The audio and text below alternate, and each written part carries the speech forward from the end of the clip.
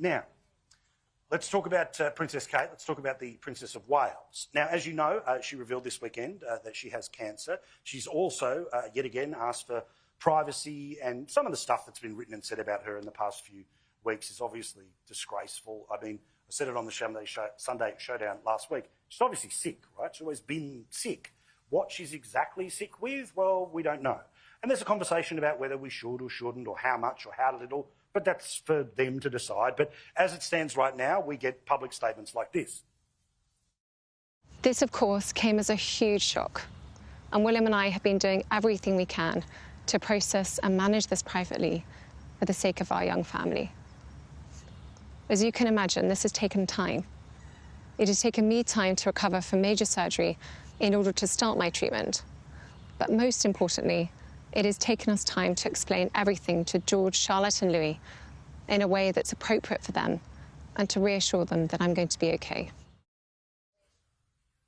She's gorgeous, and obviously, yes, she's a volunteer to the whole royal family, but nobody wants her family to have to go through the double worry of the world having to sit back and decide what's wrong with her, and I thought it was beautiful the way that she said what she said.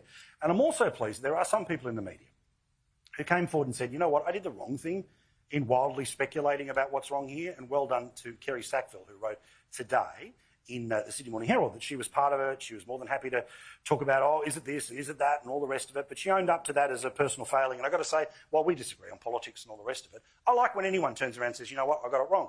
And in part, that's what she's said here. But this gets me to the part that I just want to offer a suggestion. And I say this with all the love in the world, because I don't want this lady to be sick, I don't want her kids to be worried, and I don't want the world to have to go through the trauma, especially those that have faced cancer or are facing cancer, of being, for want of a better term, triggered by everything that's happening right now. But we have an issue. And the issue is that we have the royal family, in some ways, trying to be incredibly modern, be very forward-leaning, having videos about their private life or showing documentaries. It's not the palace of the 1820s when occasionally they'll wave at somebody from out of the balcony. The reality is that transparency is kind of part of what we expect now. But let me walk you through this. Now, as you know, King Charles has cancer. What type of cancer? What's the prognosis? We don't know. Why does it matter? For obvious reasons. He, of course, is the king of, among other places, Australia. And should he pass, whenever he passes, fingers crossed in decades to come, of course it steps down to his son, being William. But of course, for him to become king, the great Queen Elizabeth II had to pass away.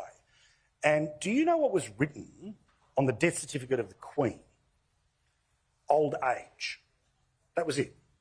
Now, we don't live in an era anymore where people die of old age. They end up dying of something else. Now, none of us want to die, none of us want to get sick, no part of me wants to be ghoulish about this conversation.